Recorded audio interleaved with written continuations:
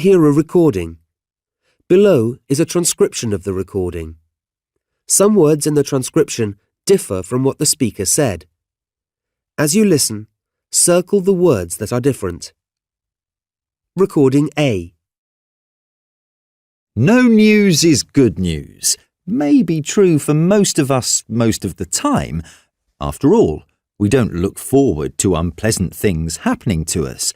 But bad news is good news is true for those who work in the news media, and I suspect for the rest of us at least some of the time.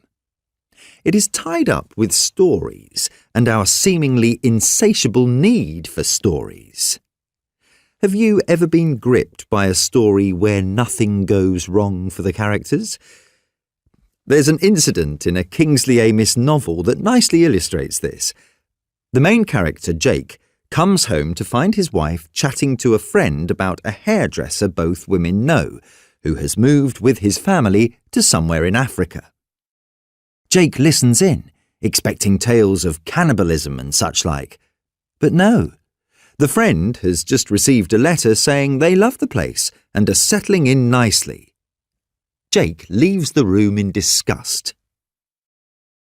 We demand to be entertained, and while we don't object to a happy ending, the characters have to have experienced loss, pain and hardship in one form or another along the way to have deserved it. Recording B. Leisure travel was, in a sense, a British invention. This was mainly due to economic and social factors. Britain was the first country to become fully industrialised, and industrial society offered growing numbers of people time for leisure. This, coupled with improvements in transport, especially the railways, meant that large numbers of people could get to holiday resorts in a very short time. Modern mass tourism, of a sort we can easily recognise today, began in 1841, when Thomas Cook organised the first package tour, in which everything was included in the cost: travel, hotel and entertainment. To cater for the large numbers of new holidaymakers, holiday camps were established, both on the coast and in the countryside, and they became immensely popular. Their popularity declined, however, with the rise of cheap overseas tours, which gave many people their first opportunity to travel abroad.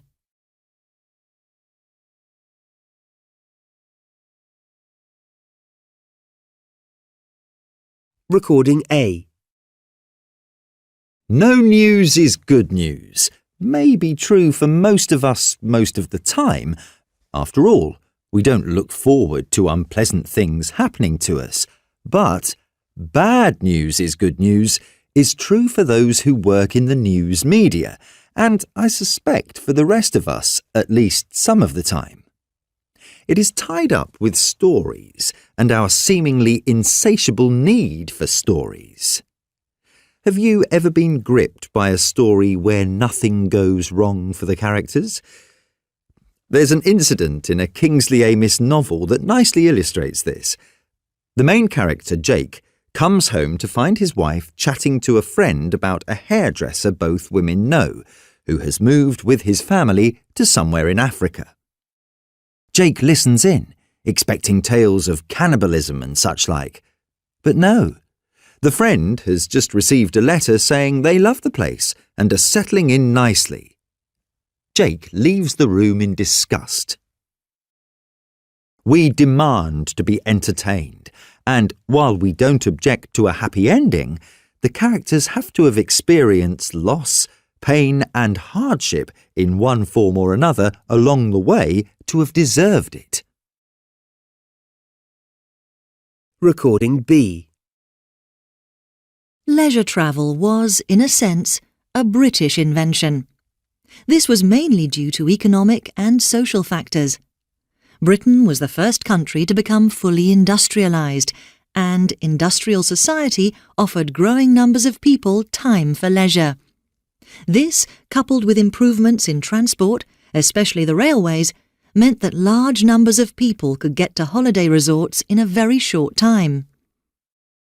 Modern mass tourism, of a sort we can easily recognise today, began in 1841, when Thomas Cook organised the first package tour, in which everything was included in the cost: travel, hotel, and entertainment. To cater for the large numbers of new holidaymakers, holiday camps were established, both on the coast and in the countryside, and they became immensely popular. Their popularity declined, however, with the rise of cheap overseas tours, which gave many people their first opportunity to travel abroad.